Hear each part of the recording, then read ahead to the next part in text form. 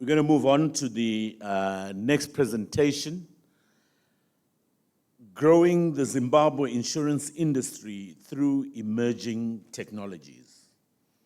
Now, we honored that, when you listen to other presentations, ideas are thrown as well with regards what financial services as a whole we can do around the aspect of innovation and all that.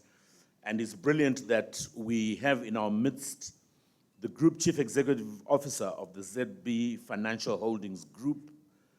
He's an actuary by profession and a holder of a doctorate in entrepreneurship and innovation. I'm not too sure whether he knows this, but I know that the team at ZB have a nickname for him. Mr. Shapiro. Ladies and gentlemen, Dr. Shepard Fungura, please come forward.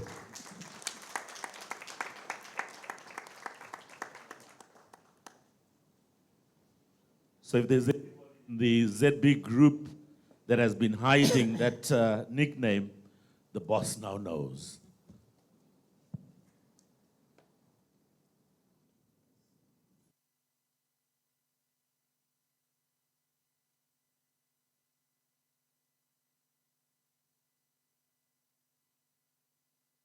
Morning.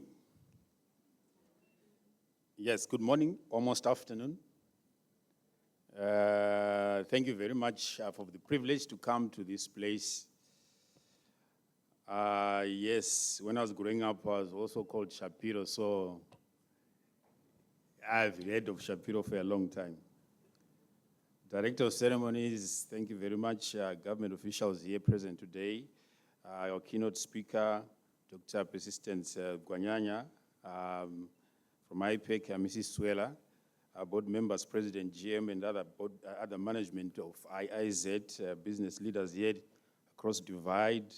Ladies and gentlemen, allow me to ride on protocol already established and already go into my presentation. I'll just give a precursor to my presentation, which obviously you can always access and have an interaction with over time. That in the presentation itself, it does give outlines of the technical and operational issues of insurance nature. But in terms of how I'm going to pitch my presentation, I'm going to have a business speak to see how innovation can be an impetus to growth. So even as we interact, the questioning, I hope it will be business in nature, because that's what I'll try and spend my time around. I think already in one of the questions already made earlier on, the issue of new technologies was already attended to, though of course it was in the sense of trying to see how it interacts with carbon emissions. But before I go into the presentation itself, allow me to just give a preamble, and then I'll go into the presentation. The first aspect I just want to point out is that in business, there's room for competition and there's room for collaboration. Right? Very important. Many a time, people think that competition is what should be, what's done all the time. Collaboration also works, and it does give value, both to yourself and the one you're collaborating with. It's also a business imperative, which I think when taken on board, especially through industry bodies, can be utilized for the benefit of all stakeholders involved. Number two, just to mention that change is an inevitable constant, right? Some that have heard me present before have heard this, because change can't be stopped. It's unstoppable. How old you were yesterday has already changed. As you look today, you're already a different person. That's how change is unstoppable. How you enjoyed last week is already different to what you'll enjoy this week, and how you'll enjoy this week, because change is an inevitable constant. And why am I painting this picture? Because when you start talking innovation, a transformative mind is needed, or mindset is required, lest you continue to draw back to your old usual and not want to move forward. And then number 3, just to mention that as we look at these new technologies, we want to look at the effect of their impact on growing business so that we can be able to say, yes, indeed, these are necessities. Otherwise, if that's not proven, then it's just but one of those aspects we can just look at and not pay attention to.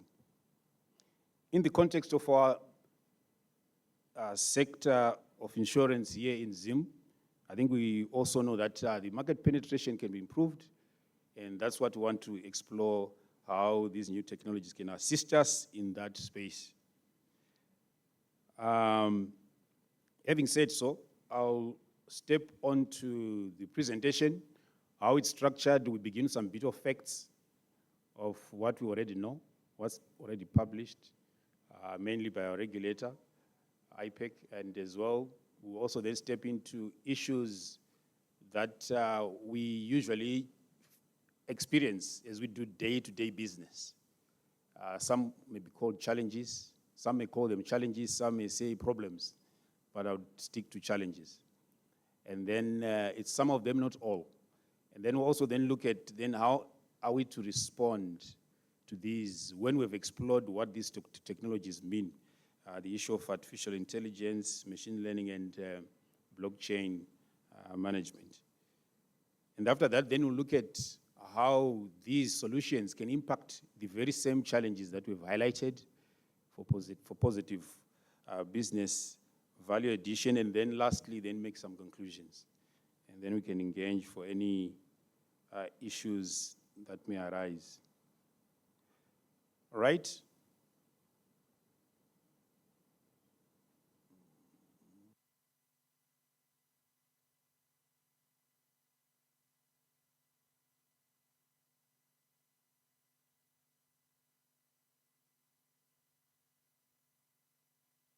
Thank you. I was pressing the other direction, going up. I forgot my presentation is going down. All right? So thank you very much. So that's sort of like the outline of what I just want to talk to this morning.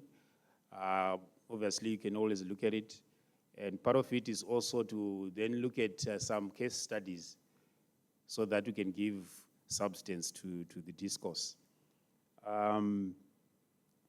These are numbers that we have seen from Q1 of 2024 as published for the short-term insurance. The number of players is what's key on that particular slide. And obviously, part of it is also to reflect the fact that the total revenue has been increasing from about 101 million US, 143, and then 174 million US. So insurance has been growing in US terms, and that's the issue to recognize on that particular slide, and also to mention that insurance players have also increased, as can be demonstrable. Part of it is more corporate agents that are coming on board into the space. And then just to show how the insurers have been able to generate revenue, 53 million US by end of Q1. And as you can see the spread of the insurance contribution, much of it coming from motor business, and then followed by fire and then hail, as you can see from that. I'm speaking about information we've already seen, but just to refresh our minds for context purposes. And what you can also note is that there are some areas where obviously you would want to see more being done from an insurance point. For example, agriculture as well as agro-based economy we claim. So obviously the question to ask is, why is it that insurance is not as big in that space as we so claim to be an agro-based economy? And then reinsurers, They keep more of the fire and less of motor, though motor is kept by first-line insurers. This obviously has its reasons that obviously there's need for protection that comes from different perils that are experienced. As can be seen, though the premium recorded is 32 million, and I'm just giving these numbers just to demonstrate what we've already known. Now, we want to talk about growth. So I've given context as to where we are, what we experienced in Q1, and now I want to see how we can start to put in place opportunities for further growth to enhance our experience. I think we can see that in Zim there's much of motor business was demonstrable, especially with individuals. And this is because importing cars, grey type is just what's prevalent. And there's also, I think, the issue that was already looked at, the issue of climate, which also poses challenge to property and so forth. So you find that fire covers are quite prevalent. And then as well, when you look at all this, you ask yourself, there's opportunity that comes even though we have these covers, because the market penetration obviously needs to be improved in the market that we operate. And the challenge you find obviously from the market is that the players themselves, or rather the customers, they have low disposable incomes, and also the economy itself challenges from an inflation point, wherein obviously the cost of livelihood is high, and then what's then left for insurance is then low. And why did I say it in that manner? You'll find that insurance generally is taken to be something that comes after the basics have been taken care of from general study. So that said, that actually creates opportunity for much more work to be done in the penetration of the insurance market. Life insurance side, those are the players that are there. We can see the many they are. But when you look at the complexion of our insurance in the life space, obviously you'll notice in the next slide what it looks like. But that's as many we have. And one of the things that you also need to challenge ourselves is to also think the number of players in our economy versus our economy size, all right? It's also important to just take note. Those are some of the generated income that was done Q1 of 2024 with those market shares. And if you look at the top, the indication is that insurance is largely the service of funeral, right? If you just look closely, right? That's how it's taken in Zimbabwe from a life point of view, because you can see 40%, 15%, that's about 55% of the market already is from services offered by Nyarads or Doves, and then the rest also come along. So it already tells the type of market that we're operating in. And the reason I'm making that point is when it comes to solutions, relevance is important. Otherwise, you can try shove down insurance down people's throats, they won't buy. So what's important is that there's relevance and an understanding as to why there's this kind of play. So people are paying for that. And if you look at life insurance in terms of what actually is selling, not what we want to sell, there's a difference between the two. There is what we want to sell, there is what is being sold, or rather what is being bought. And when you look at the outline of the common products we have, you'll find that funeral stands tall, right? And then the group space, GLA, or group life insurance also follows. One could ask about the rest, and I'm sure we know the episodes that we've gone through as a country where the issue of value loss has been quite paramount in insurance.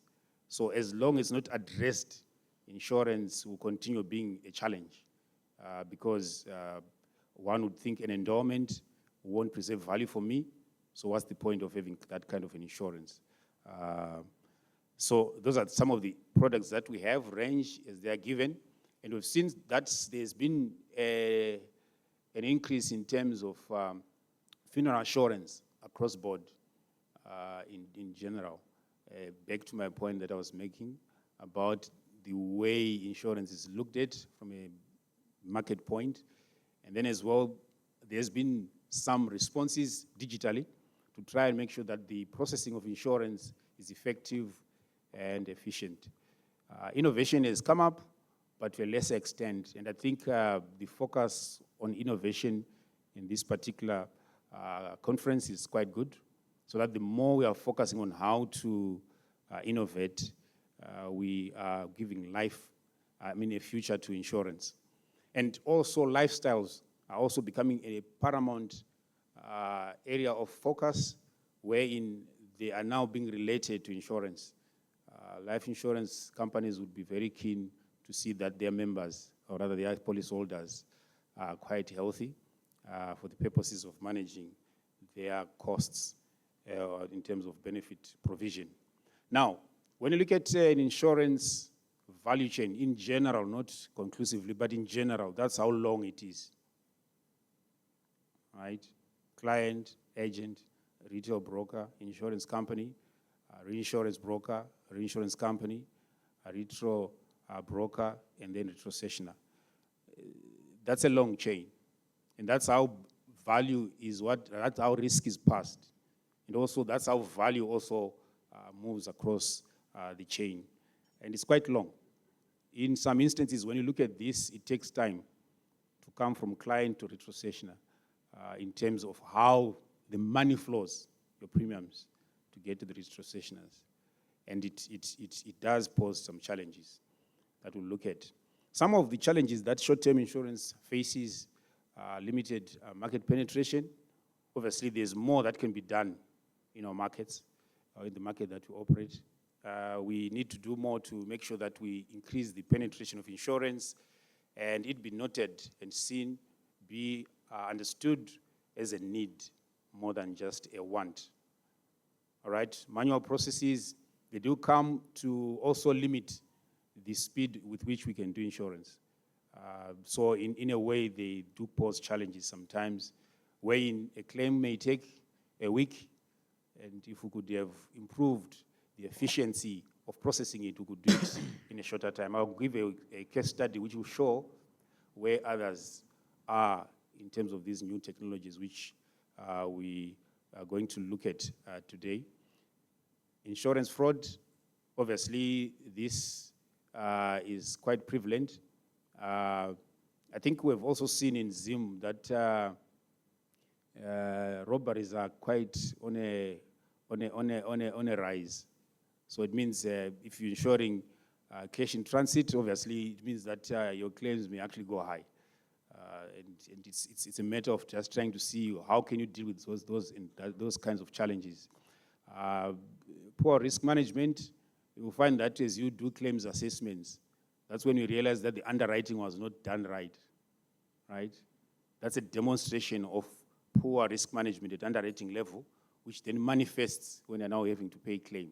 And having to pay claim at a higher level than should have been on the basis as you relate to how underwriting took place. Then if you look at customer expectations, customers these days are well informed. If you're not careful, they'll be more informed than you are as an expert. So they have higher expectations in terms of value that they get from the money that they remit in terms of premiums. Then the collection of premiums themselves also a challenge, which also needs some attention. And then there's also the issue of pricing itself can be solved, and there's more wars rather than pricing for risk, right? Those are challenges that can be met in insurance, short-term, that is. And then in life insurance, some similar, but I think the key one is value loss. 2008, 2018, now 2014, and we can keep going. Resiliently, we're still around, but the values are what are being lost as we go. But it's a challenge that must be attended to. Limited disposal income, that we talked about, as we talked about insurance perhaps being thought as perhaps in some instances as a luxury and sometimes as an end of list of expenses to be met. Then policy changes. I think we have monetary policy that was attended to by Sister Gladys as I got here, and also fiscal policies that also take place. They do change the play field, right? If I'll give you a typical example. If you remember in 2018, when you said this currency is equivalent to this currency gauge, it meant you had to deal with some currency issues within your business. It's a policy issue, and they must attend to it from a business point of view so that you can be able to have value for the investors in the business and the customers to the business. All right, very important. Channels of collection of premium, to the extent they are limited, poses challenges, and also financial literacy. It then goes on to me then saying, okay, with all this, then what are we saying? All right? We have ability to get into the technological space, and the question that I'll just leave is, to what extent can we adopt these for us to be able to do better business using these new technologies? Artificial intelligence, it's just a branch of computer science dedicated to creating intelligence of machines. And machines, they start to work as humans. They start to process as humans, and they start to think like humans, right, to some extent. And then machine learning is about the programming, the coding that you do to machines for processing repetitive work that you have to do, and also to make sure that you use different data sets for it to be able to give you solutions. An example, if you are running benefit statements in terms of giving clients the value of their business with you, you can actually use machines. They would have learned how the processes go, and they can be able to do that repetitively, and you don't have to do it manually. And they can do that with speed and be able to do it more effectively with more accuracy, and that would definitely help. When you look at the artificial intelligence, it affects the computer is coded with brain power of sorts. It's not a human, but it is coded enough like it is a human. It can actually, for robotics, it can be able to repeat certain aspects that it has done before, right? As would a human to wake up in the morning, get a cup of tea, and then be able to do its chores and so forth. I think we've seen Elon Musk has said that you can buy a robot for 30,000 USD, and then it can, oh, she's surprised. It can clean for you. It can clean after you. You can tell it what to do, and it can what? It can do all those things. That's as advanced artificial intelligence can be.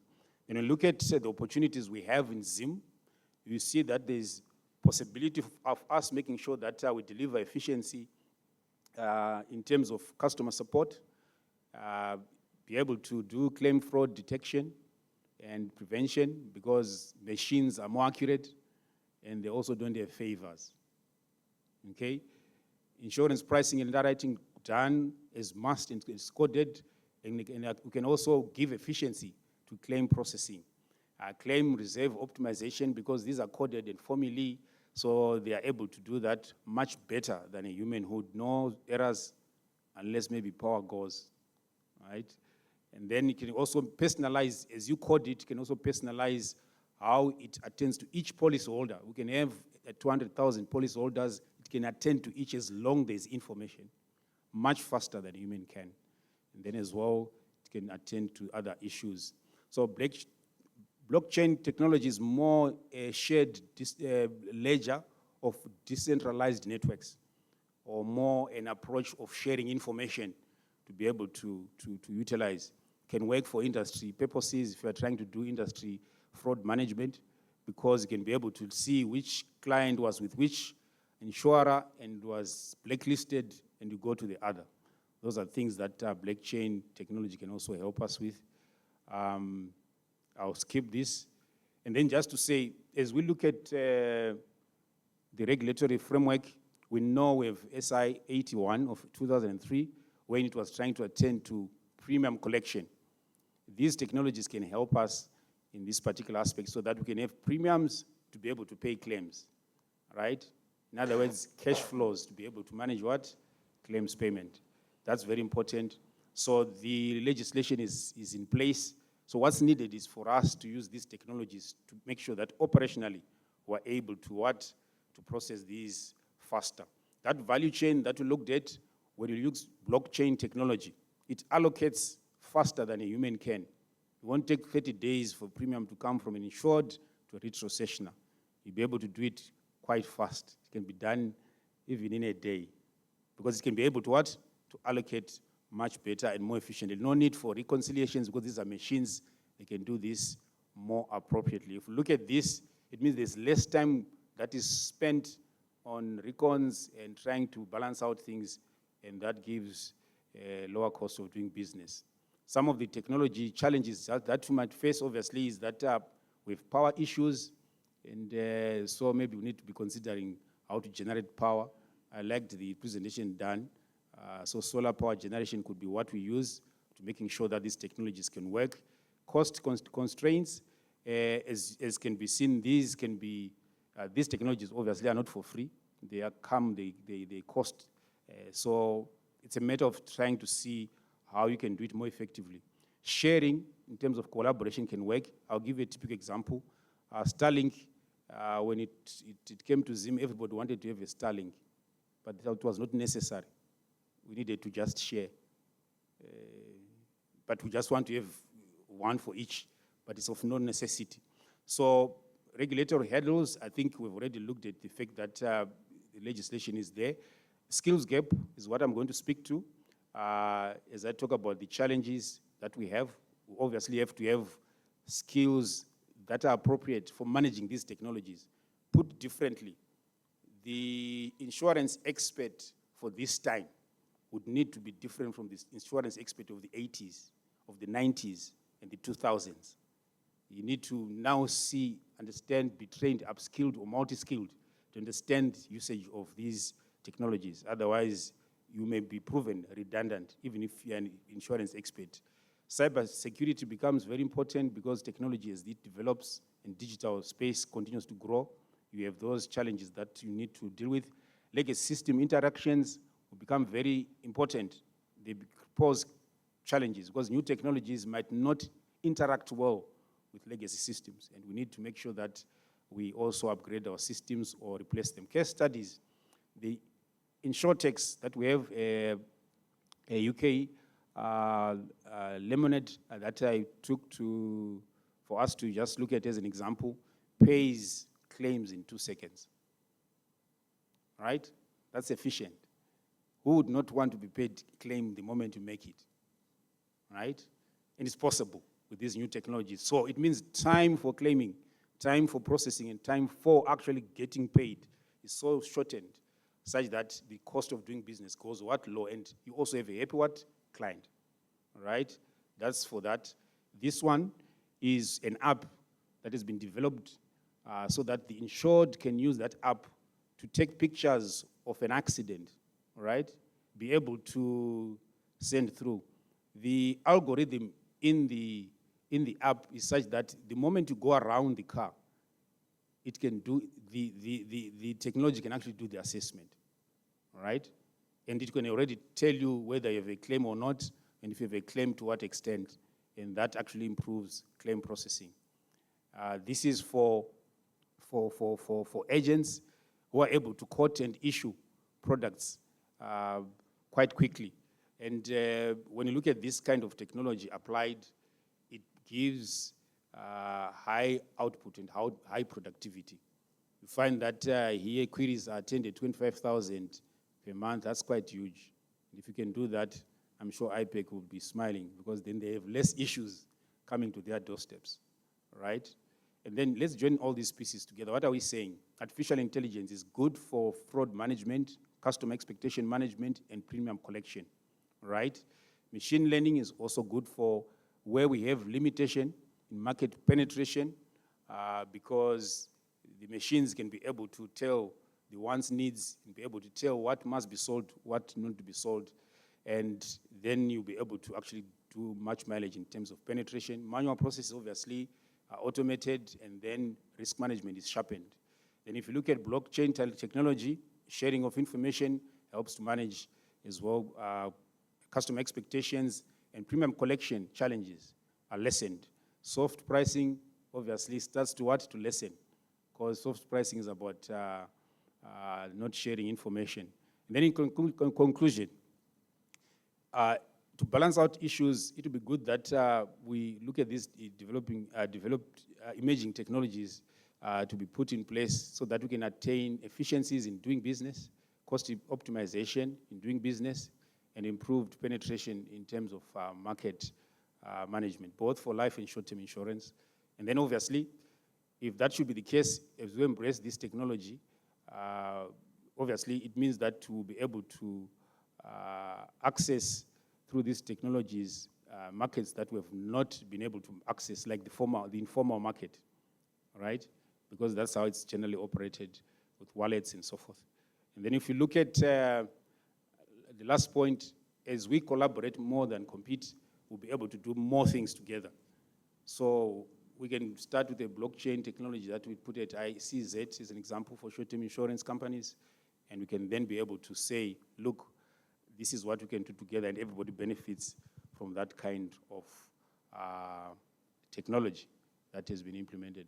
So in sum, I'm propagating that we consider these technologies so that they can be able to give us better business as an impetus to making sure that we create growth as per our conference theme. Thank you.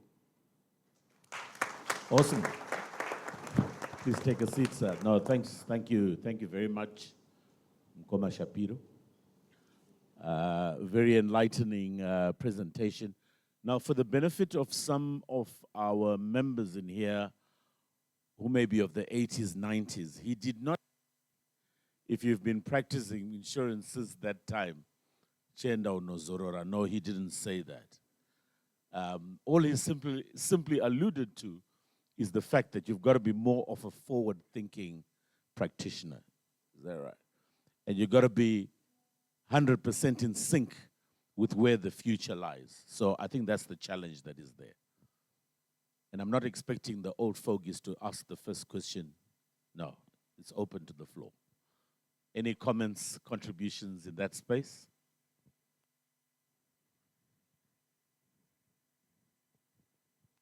Or are we all mesmerized about this AI and all these things possibly hitting us? Okay, the first one here.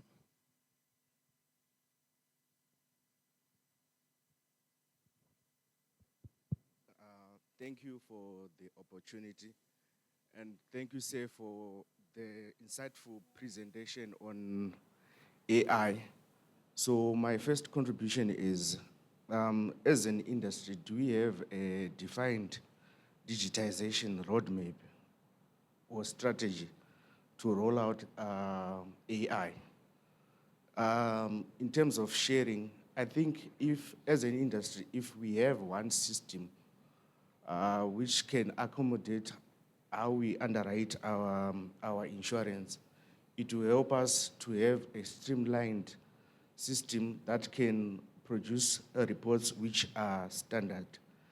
On collaboration, I think we also need to collaborate because, for example, we have large insurance companies who are able to invest in state-of-the-art technology. So if we collaborate and share costs, all other insurance companies who are not able to invest in these technologies can be able to tap into these technology on an industry level. Thank you.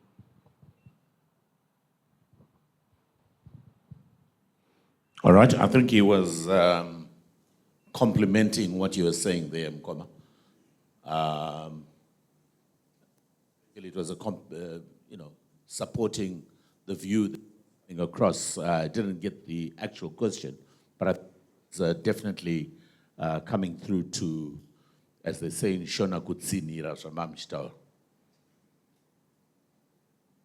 Any other views? All right.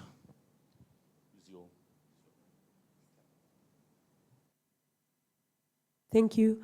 My question is on how you can innovate through AI to include people living with disabilities and the rural population in Zimbabwe. All right. I just want to see if we can pick another question.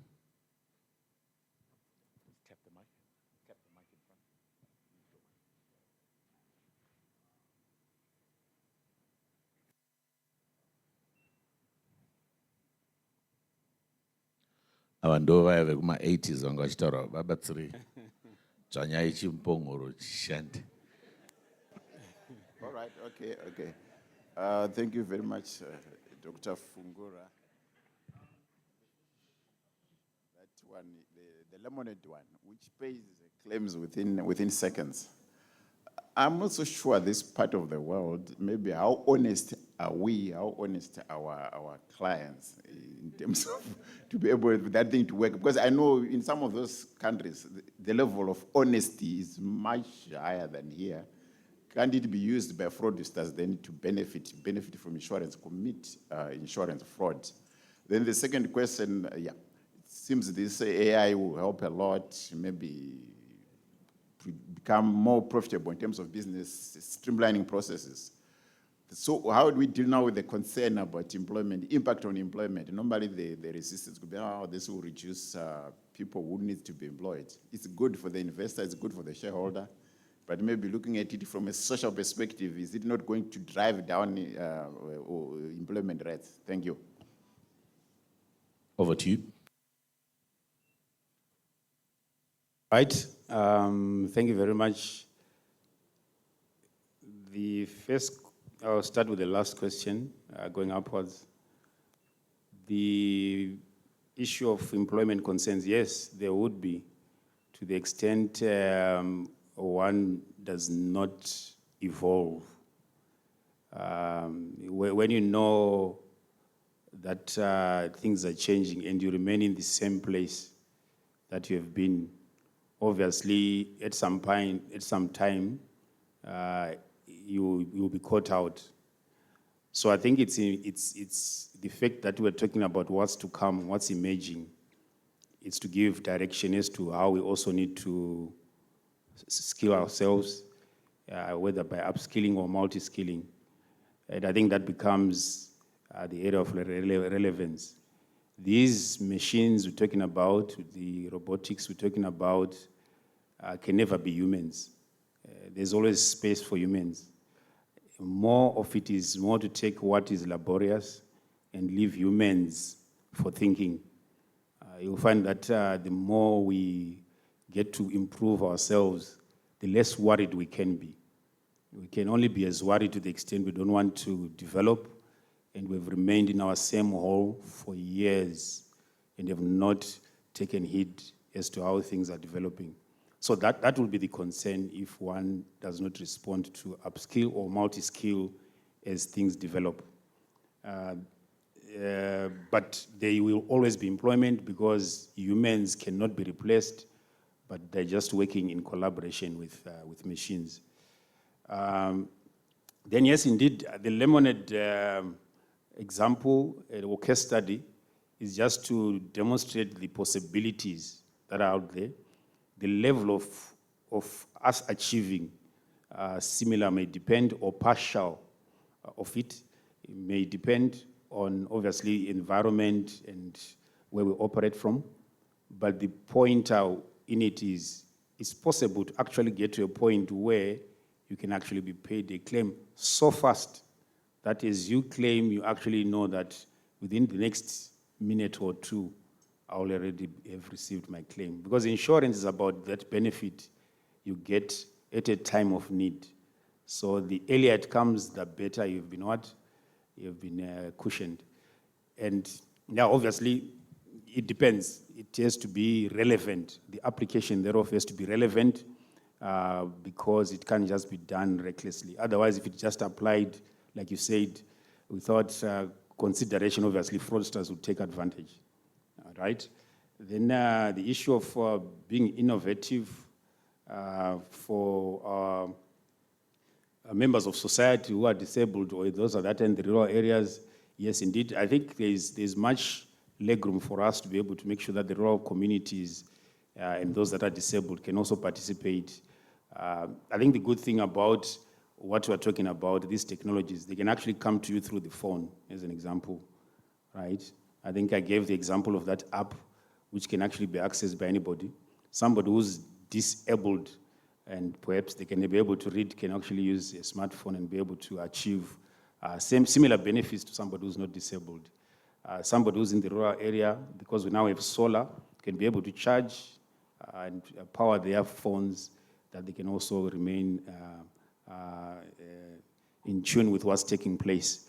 We also have these establishments of Starlink and so forth, which can actually be put in rural areas for internet connectivity, ease of internet connectivity, which can also be done powered by solar.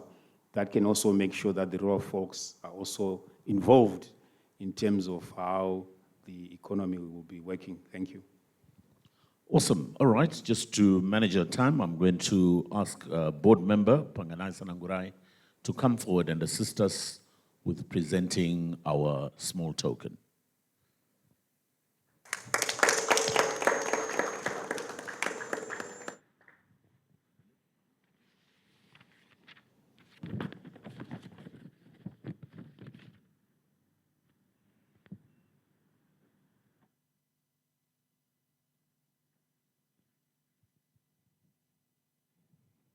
Let's give them a big hand, ladies and gentlemen.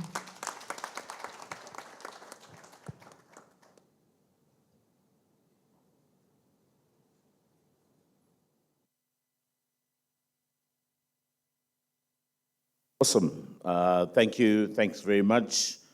I think the challenge is set. There's a lot around this issue on innovation and being up to speed with technology.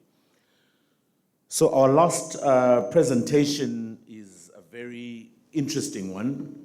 I think it's something that we all are very much linked in with, associated with, and it's about keeping our eyes to the ground, the issue around insurance fraud. And I think in many spaces, I know on the short-term side, you do have that continued lookout for classical insurance fraud attempts. I personally have been involved with one, not an insurance fraud attempt, but alerting an insurance company of a possible fraud attempt, and you'll be amazed at some of the efforts that people are making because they believe that through insurance they can get away with it.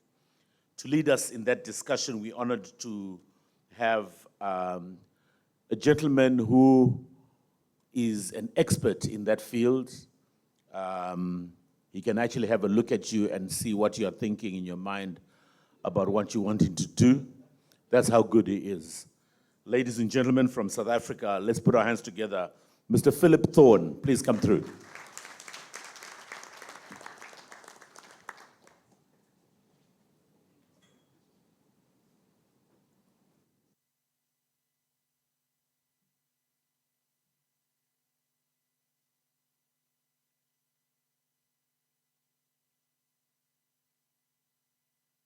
Afternoon.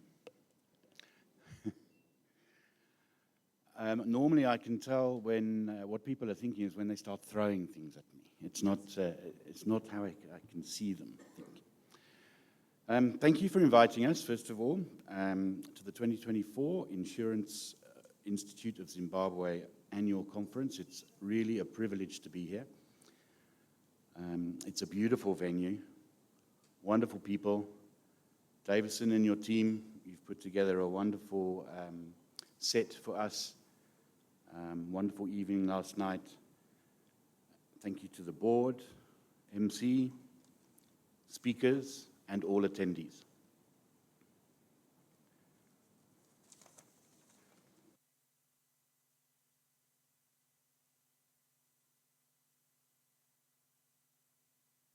I'm Philip Thorne, and I have the privilege of serving as the Insurance Fraud and Investigation Services Lead for Sedgwick, South Africa. My journey into the world of investigations began as a British police officer at Watford Police Station during 1996. Some call it the late 1900s, like my children. In 2000, my wife and young son relocated back to South Africa.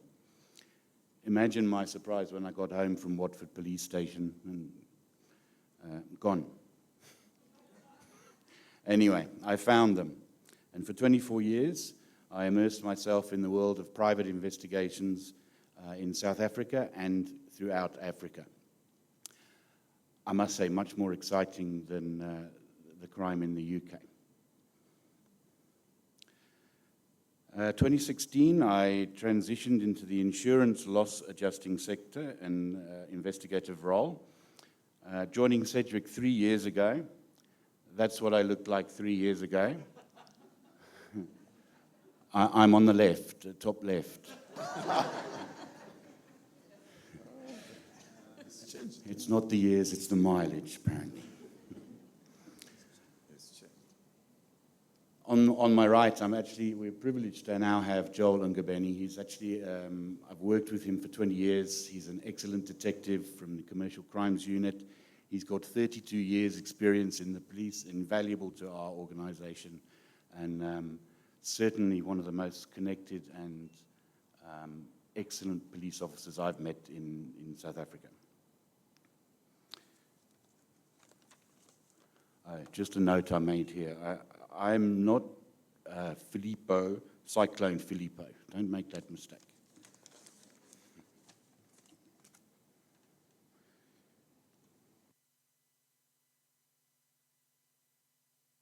Just very briefly, some market commentary. I'm not going to go through all of the stats, but there is a serious number of fraudulent claims worldwide that are occurring. Just in 2021, 4,287 fraudulent death claims in South Africa. Denmark, 33 million euros of detected fraud in 2023. Sweden, 50 million euros of detected fraud, 2023. We live in interesting times, that's for sure. Global events, economics, politics, terrorism, war in Europe and in the Middle East are really stretching humanity and insurers to the very, very limit while they navigate all the risks that are being thrown at you guys, at us. Collaboration was mentioned earlier. Incredibly important when it comes to investigations. Locally and internationally, and the integration of technology is no longer a nice to have. It's essential. And being born in the late 1900s, I'm having to adapt to it as well. And it is something to help us. It's not something to be afraid of, and it's going to advance us going forward. Conferences such as today and tomorrow means we will have the increased number of reliable colleagues that we can rely on when we need to. If we need to speak to somebody in another country, the world is now a very small place, and conferences like this, when we actually get to meet face-to-face, are amazing for getting those kind of international investigations going. There is a huge growing appetite to tackle fraud. It is international, it's local, it's cross-border, it is everywhere. But we must make no mistake, most claims are genuine, and we need to get them sorted out quickly, and the insured is our customer, and we need to get those paid as quickly as possible. So our aspiration is actually to start to integrate the technology and collaborate interagencies globally, and Sedgwick has rolled out globally the frauds program. I think we are now number 10 on the country list. We're in 80 countries in total. There's 37,000 employees at Cedric. So if anyone needs assistance somewhere and they don't have someone around that they think can help, then just give us a call. I'm sure if we can't help, then I'm sure we can find someone that can.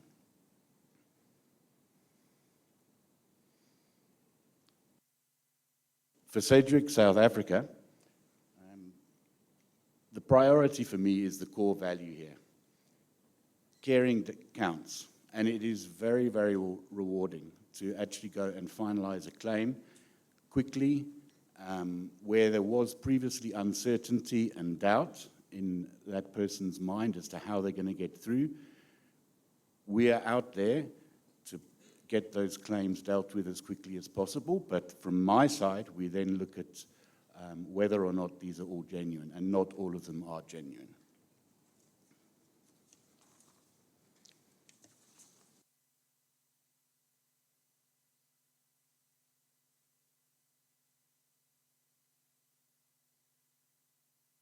Cedric, South Africa. We're gone.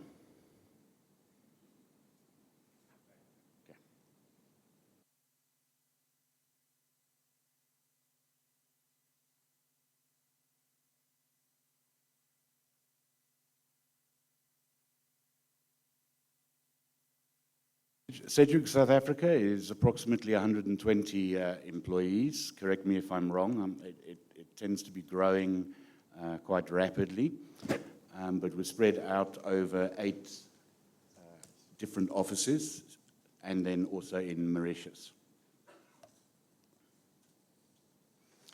The reason I mention caring counts, because identifying crime also amounts to caring, and that's about treating all of your customers fairly. Because if you're allowing any fraudulent claims to go through, it is impacting on your genuine customers.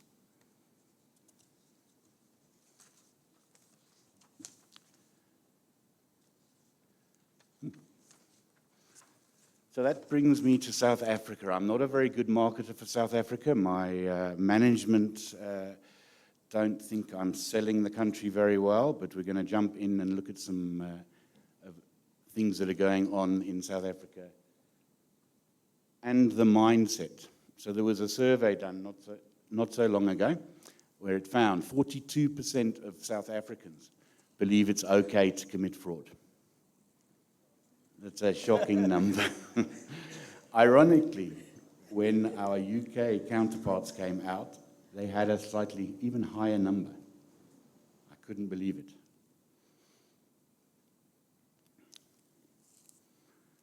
Okay, so the key aspects for us is the top 3 of the common cases of fraud, where it's seen as normal, lying about their income when applying for a cell phone contract, a bank account, or vehicle finance. It's over 40% of people say that's okay. Let me rephrase that. It's normal to do. And then a slightly smaller percentage, just over 10%, say it's actually okay to do it. Adding items to an insurance claim that were not lost, 24% said it's normal, and 12% said there's circumstances when that's okay too. So imagine now if you were to do a polygraph on somebody, there are people that actually believe it's okay to do it, so they in theory wouldn't show up on a polygraph. Exaggerating the property value in an insurance claim, 37% said it's normal, and 18% said there are circumstances when it's actually okay to do. It's fraud. It's not acceptable, and we have to really push back to get the integrity back into the whole industry. Both sides, all of us, the integrity has to be there. And we have to have the highest standards possible, because we cannot now enforce them on our customers if we are not maintaining those high levels.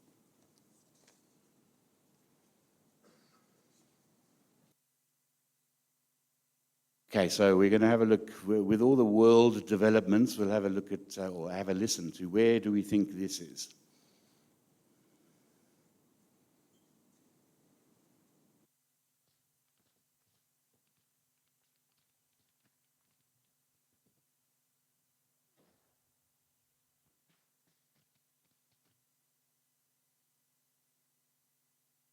Any guesses? That was sound one. No guesses? A war zone maybe somewhere? Next.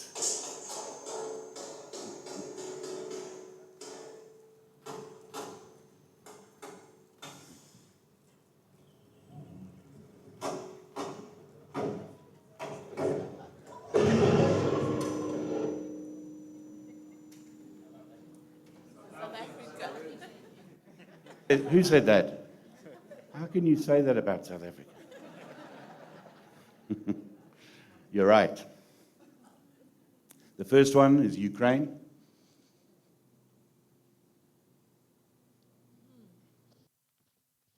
There's the visuals with the sound.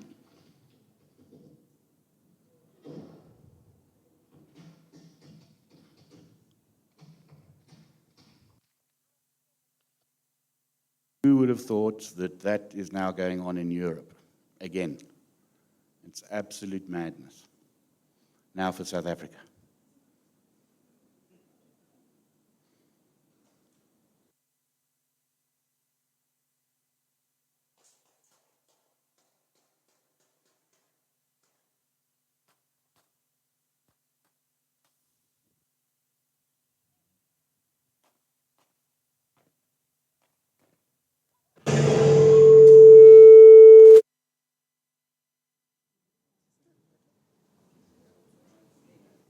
On the last one there was some things flying through the air, and I understand that recently there's been some cash-in-transit heists in Zimbabwe too.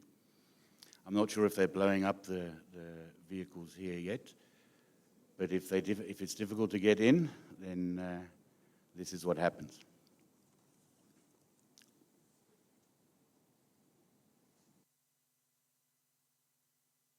Look at global crime rate.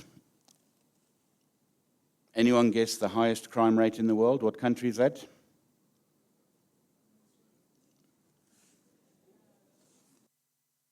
That. Who said Venezuela?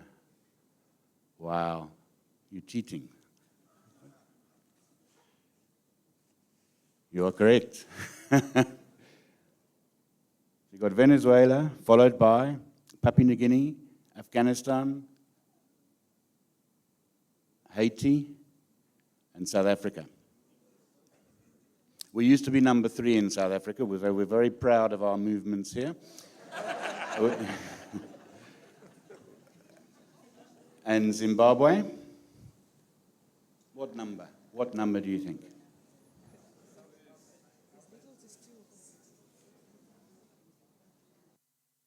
We'll get to it just now. I'll finish with Africa first.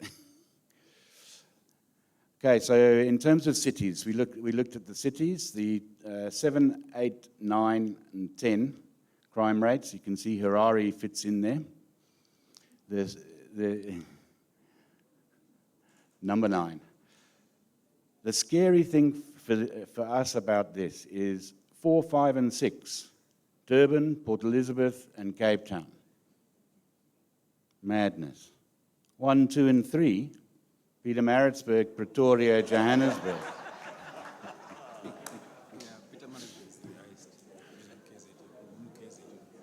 We're not proud. Zimbabwe, number 76 globally in terms of crime. So that's a crime rate. So it is geared towards your population as well for each country. So that's why you will have Pietermaritzburg being number 1. It swapped actually recently from Pretoria to Pietermaritzburg. And I see Bloemfontein's off the list. That was on there before. 25th out of the 54 countries in Africa, that's Zim.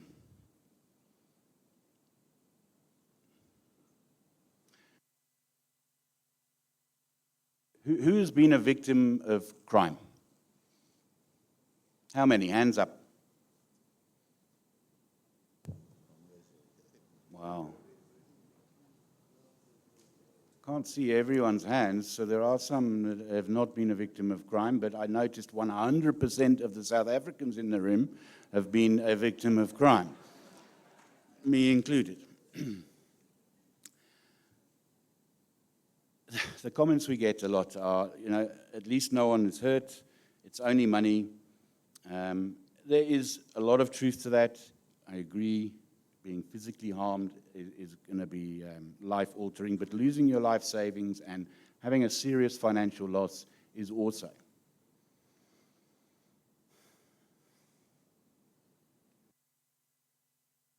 Most claims are genuine.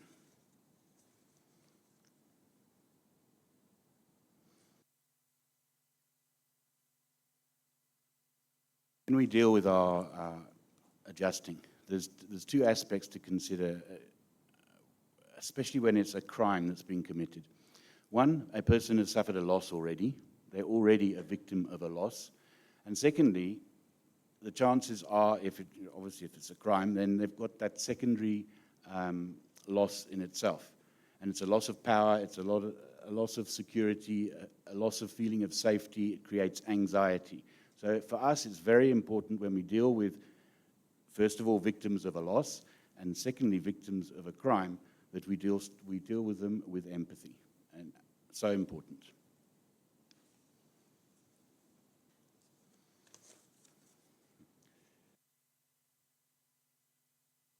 I've now lived in South Africa for 24 years, and I never considered myself to be a victim of crime. And then I thought about it, yeah, I was, because I've had 2 motor vehicles stolen, 2 residential burglaries, 1 theft of a mobile phone from my hand while I'm at a restaurant. Yeah, no Instagram at restaurants in South Africa, not a good move, especially if you're sitting outside. And 1 business armed robbery. I was on my way out, so I wasn't actually directly involved in that particular robbery.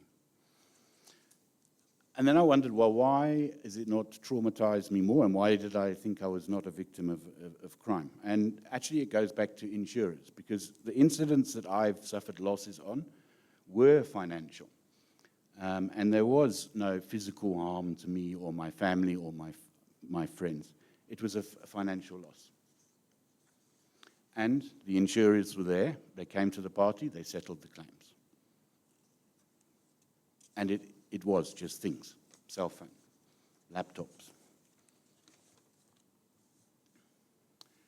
We did a quick review of the claims that we receive at Cedric in South Africa. I say we, this is unapproved data that we've drawn from our system. Sorry, Ken.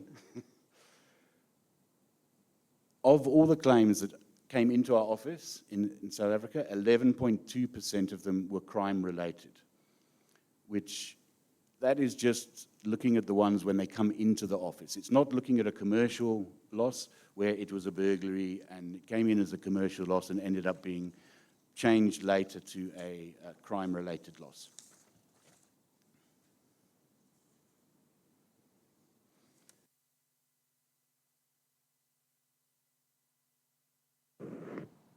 At 200 commercial burglaries, 56 domestic burglaries, financial infidelity guarantee, 36 matters. So employee dishonesty, and that's just in a relatively short period.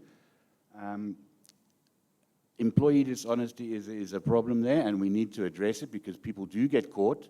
They do resign or get dismissed, but then the follow-through needs to be consistent because the same people will then do the same at the next company. And often the reason they're doing it at the next company is because now they've agreed with the previous company that they will pay back the money, so please don't open a case. I've seen that plenty of times. It starts off at couple of thousand rand, up to 50,000, and then up to 500,000. And the last one we dealt with was 2 million rand. And it was the fourth time they'd stolen from the company. So I'm keen that we root out dishonesty in the workplace, and we have to address it first time. It does save insurers a huge amount in the long run.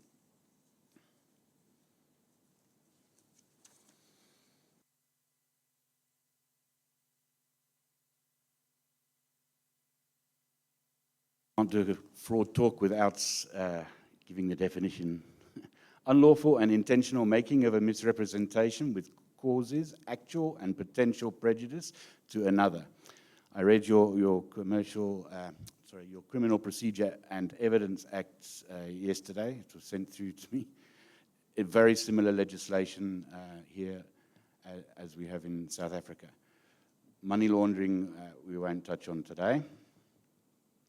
Underwriting fraud, providing false information to obtain cheaper insurance or to obtain cover that would not been provided had the truth been told.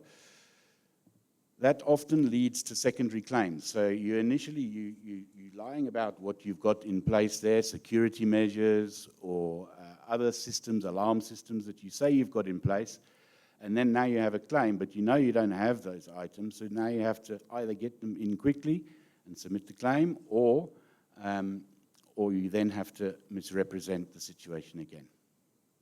Often these underwriting fraud matters are only revealed at claim stage. Organized crime, false staged claims, all important factors. Oh, just in case you see this guy wandering around, according to ChatGPT, that is an illustration of a fraudster. Okay, we're going to move on to a quick case study. I haven't been keeping track of time, so I saw there's a big piece of paper, and I know I'm standing in the way of everyone's lunch. No pressure.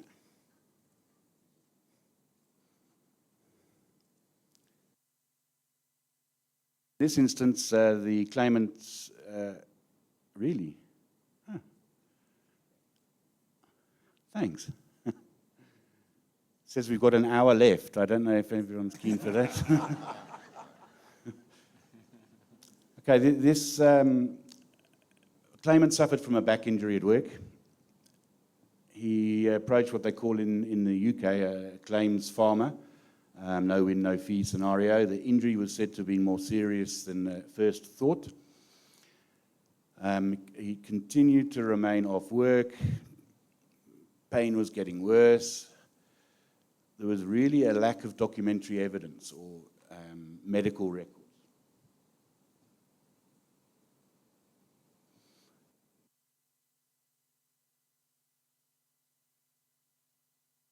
Here he is. Here's our claimant. Social media. Not looking so bad.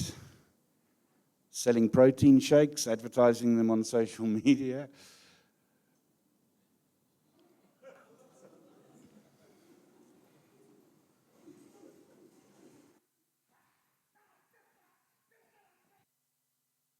I think the sound really is the best part. So, and there he is doing his thing. And he posted these on social media. It wasn't that someone else posted these. He posted them on social media. So the British tabloids, fit as a fiddler. There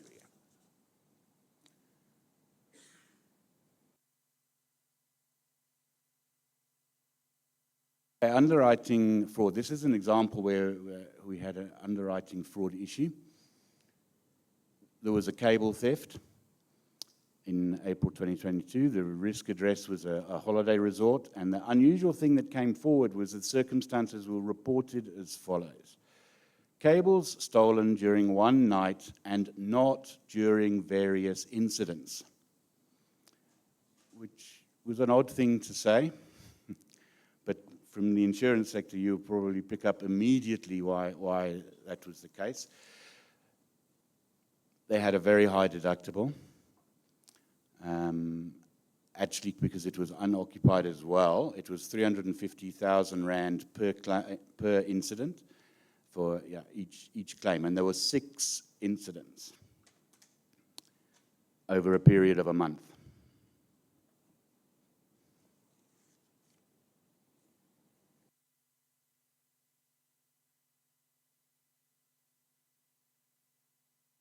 Premises was unoccupied for more than 2 years, and the loss followed the COVID-19 pandemic. As my memory is getting to me, 8 separate police dockets during 3 months leading up to the date of loss. But cables were stolen during one night and not during various incidents. And the irony is that was put in writing on the claim.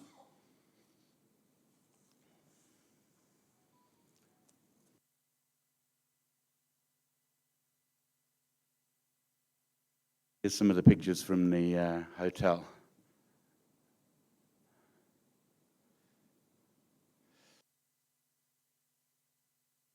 One of my favorites, so some of you who may have seen this before, so this was an investigation that we conducted in Kenya. It related to organized crime and organized insurance fraud.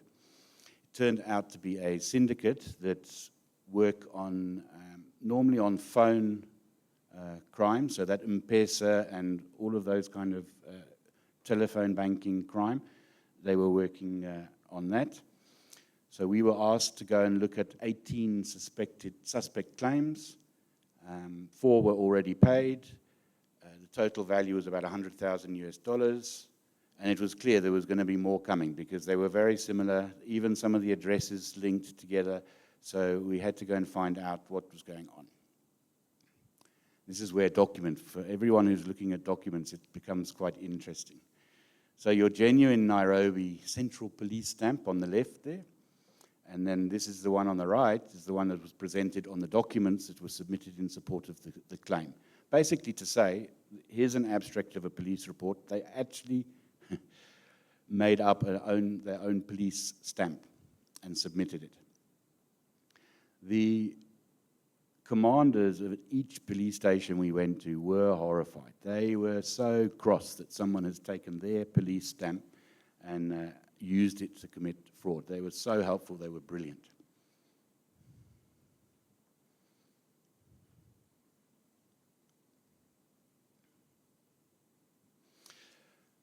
One of the items that was submitted was bank statements. So they had to prove that they bought these goods that they were now claiming for. So on these, it's very important to add up. Bank statements are a nice item because often you'll get some errors in the calculation process. There's a problem with the dates, it's not current, and fraudsters can be very lazy. And in this instance, they were overworked because, can anyone spot some of the errors that are coming in here? My personal favorite appears on here, which is the 31st of November, 2023. And I say this every time. My timesheet, when I put it in on the 31st of November, and I fill in my 8 hours for the day worked, Ken says, no, you can't have that one. I am joking.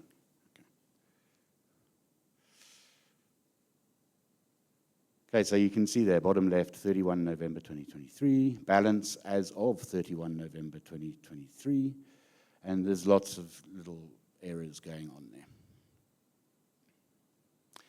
The challenge we have going forward with syndicates operating on this level is they also have access to AI.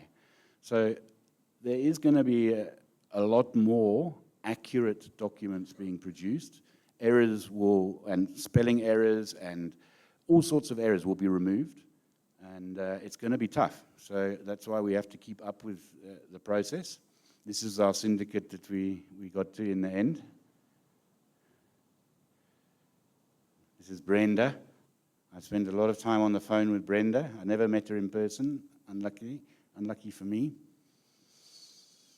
But we were able to geolocate her to Nairobi and the office she was going in and out of. So from our side, moving forward, we're focusing on detection. So there's a screening guarantee. Everything that's going to come into Sedgwick in the future is going to be screened for fraud concerns. All our colleagues are getting training on red flags or key fraud indicators, and we're using external sources to bolster our database. Investigation, so where an item ticks 3 boxes, then it gets referred for investigation. So if it's shortly after inception as a claim, something doesn't quite match up on the claim, it gets referred for investigation. We do a triage process. We have a more in-depth look. And then at the same time that the adjuster is working on it, we will then communicate back and say, everything's fine. We looked at that. It doesn't seem to be a concern. Carry on with the claim. And it goes red, amber, green. Green's carrying on. Red, no, we see there's a big problem here. And then we continue with the investigation side. And AI is going to be a massive, massive help on this.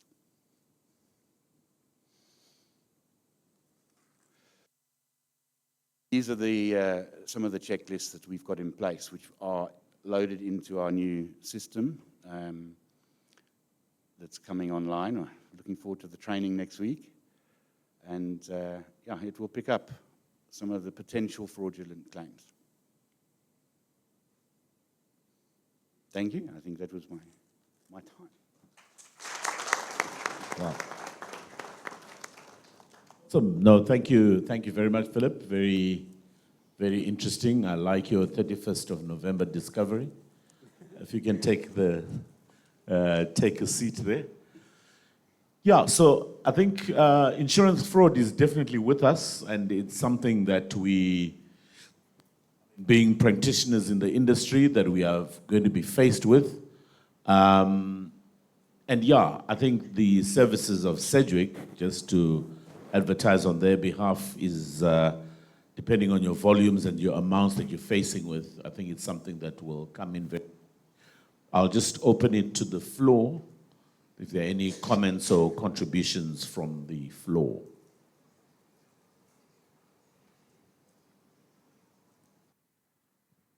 Do you actually have a minimum threshold in terms of possible value that you would look at on an investigation point of view? Obviously, if you're not having an office locally, if I've got a $5,000 fraudulent claim, is it going to, possible claim, is that going to make sense to get into? It's a very good question.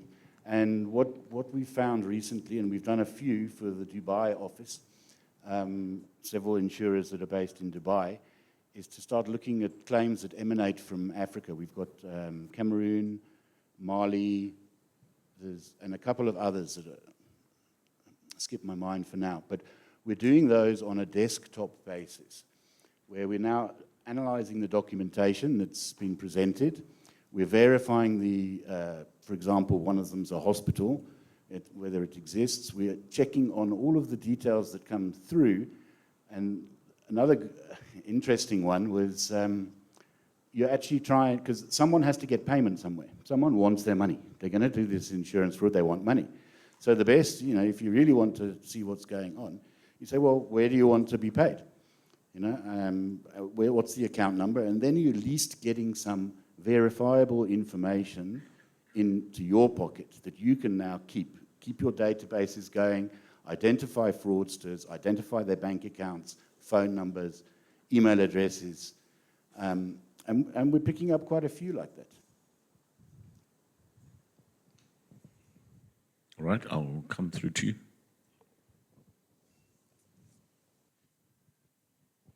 You talk of hospitals, people faking claims, medical aid claims.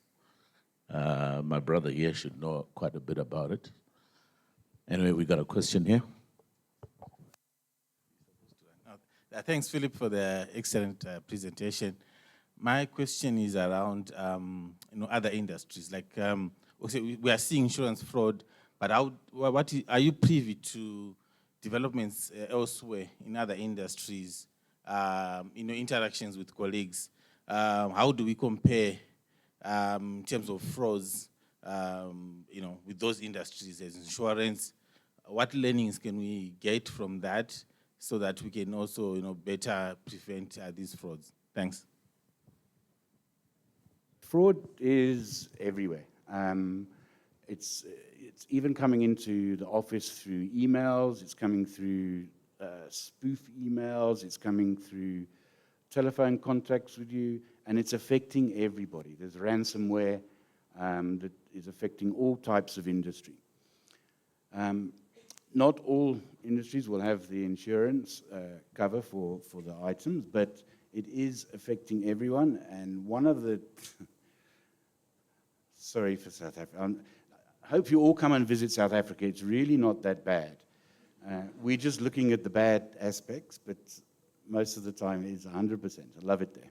Otherwise, I would have moved. So one of the latest is express kidnapping, which is affecting everyone.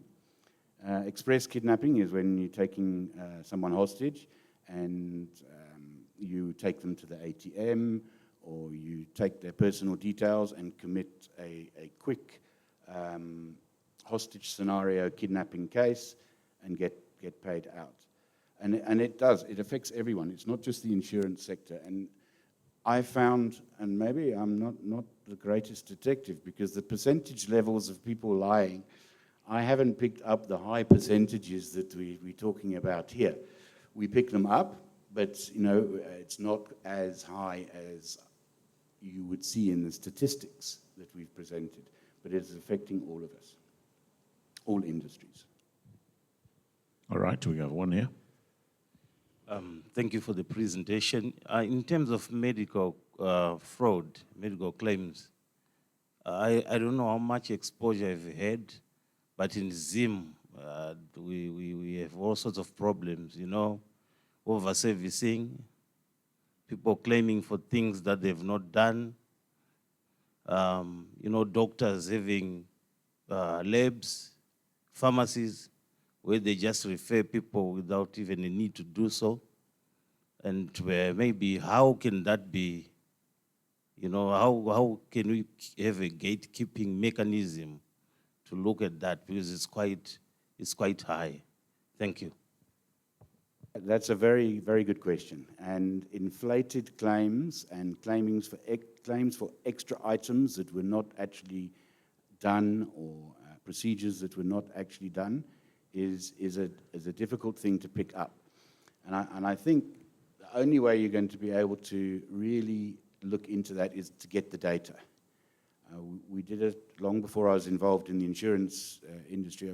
One of the medical service providers that we had decided to review the number of hysterectomies that occurred after someone had made inquiries about a tummy tuck and being told it's not covered by the medical aid.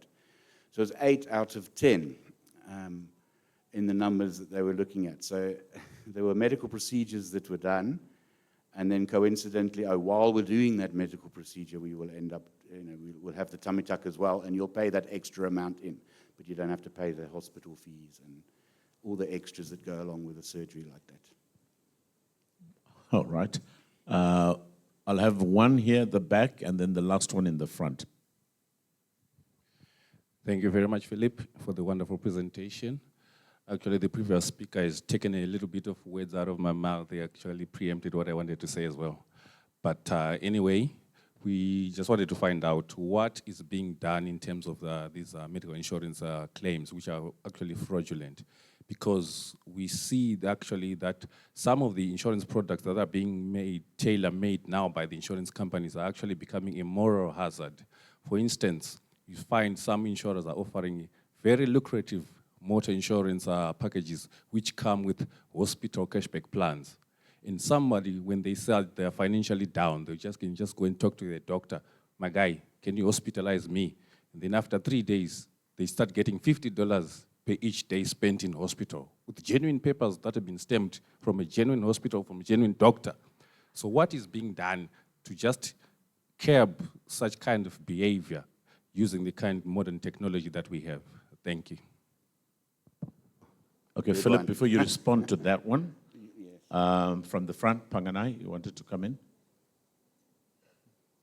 Just use your mic.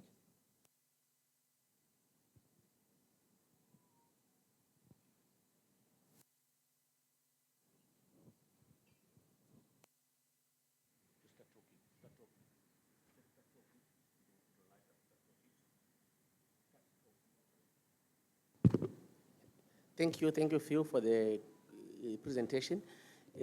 My question is regarding your successful investigations in terms of fraudulent claims. So maybe from your experience, say in South Africa, are the penalties of those perpetrators of insurance fraud heavy enough to deter would be fraudsters so that there's no repeat activities? From your experience, how are the penalties in South Africa or elsewhere in the world where you've done some investigations? Thank you. Philip? First question, I'm hoping I've remembered all aspects of your query there, the medical claims and trying to solve how do we deal with that side. And I think you mentioned in your question, you're talking about repeat offenses, maybe a service provider that is a repeat offender, like a doctor, a surgeon, and that sort of thing. From our side, once we start identifying, the first fraud is always the most difficult to pick up. But once you've got the modus operandi and you can see what's going on, then you can start looking at the patterns of the next one. And it's not going to be just the same, it's not going to be the same people all the time, but the modus operandi, which was successful, will continue. So I think from my side, identifying the MO is really, it's important. Identifying the culprits, that's important because we need to get them out of the system as soon as we can. And I mean, we have repeat offenders.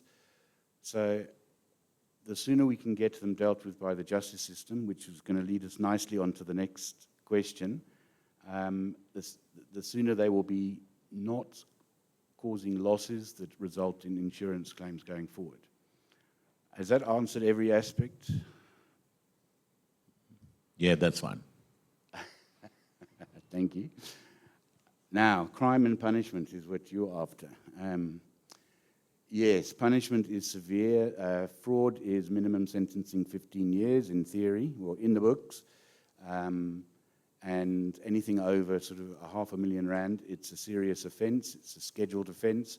The sentencing and legal mechanisms are there. They are strong, they're robust, they are fantastic. Now we have to have people to operate those systems.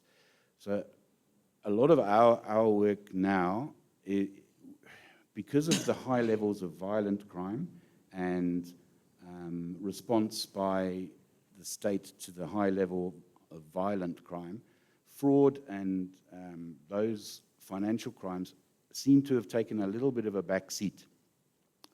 So we work closely with the police, hence we've got a retired captain, my colleague, and we help with the processes. So if there's bank records that are needed to secure a prosecution, for example, a fidelity guarantee claim where someone has put in, they've stolen a large amount of money, we know it's gone to an account, we actually don't know how much they've stolen, but we will then work with the police, draft the subpoenas, and get whatever time period we're looking for that particular crime, statements, get them analyzed, and help the police and the prosecutor in that process going forward.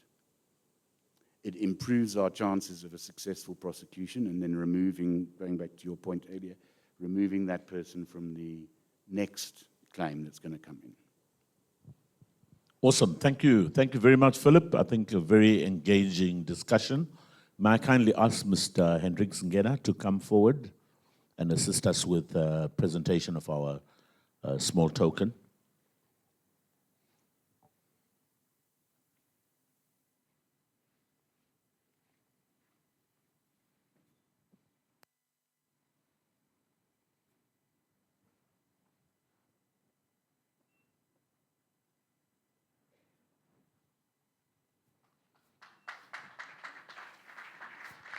Thank you very much, Philip. We certainly hope you will be with us in Zimbabwe for much longer, yourself and the team that is here.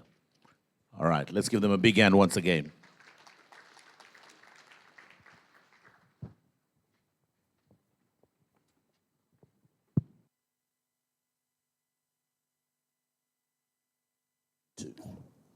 Thank you, ladies and gentlemen. That, in essence, was the last formal presentation, but I've had a request. Alice, do you want to come forward? And I'm going to make this very clear up front. It has to be very brief, because because it is outside what I was given, and you know I'm very particular about things. Alice has got something to say with regards women in insurance in Zimbabwe. It will be brief. Let's give her a big hand. Thank you very much, TG. I know I've got 2 minutes before you start fiddling with his mic, but I thought this is an opportunity for women in insurance to explain what we do and request all the women who are in here to ensure that you register for women in insurance. Outside, we do have Clementine Chinyuku, and I think Star is also there. Ladies, if you can stand up so that people will know where to go and register. Clementine and Cynthia Marisamuka, those two ladies over there. What do we do as women in insurance? Our role is to uplift and promote professionalism amongst women in insurance. The objective really is to recognize and support the growth of women in insurance, and in turn, promote growth within the insurance industry. We run mentorship programs every month, and we have also tried to open up those mentorship programs when we are hosting online webinars. Even the gentlemen are welcome because we are doing it for the good of the industry. When we have our physical networking platform, this is where we also try and work on some soft skills on women in insurance. We want to, the next time we come to this conference, we want to hear more contributions from women. We want to see more women on stage. We want to see more women taking participation in industry issues.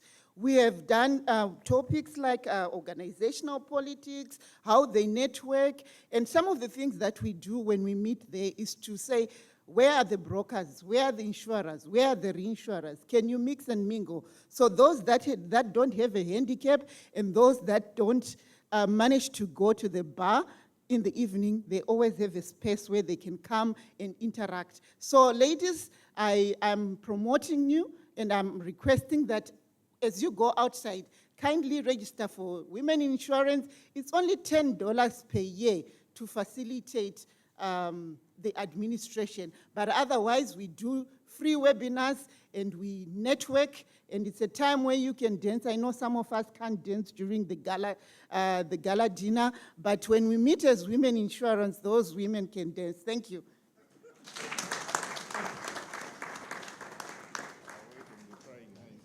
All right, and then the men in insurance will meet in the bar at 6, eh? We don't do anything, we just drink, eh? Thank you. That's for the men in insurance. We don't dance, we don't do anything like the women do. Awesome, thank you very much, Alice. That is much appreciated. I think the call has been made. I just want to take care of a bit of housekeeping. So tonight we do have a special dinner. We're going out to the Boma restaurant. According to the notes I've been given here, recommended attire is safari wear, khaki or white, or something that looks like that. So it'll be a lovely experience at the Boma. There'll be drinking for both men and women. Now, please take note that the pickup to go to the Boma is strictly 6:30 p.m. at the front of the hotel, just as you remember how when we arrived. So just outside the foyer there, let's meet there for departure at 6:30. Then I do have a special request, and I'm going to handle it this way because I'd like it to be quick. May we all be upstanding right now? And may I ask those at the back to come forward and come on stage. We would like to have a group photo.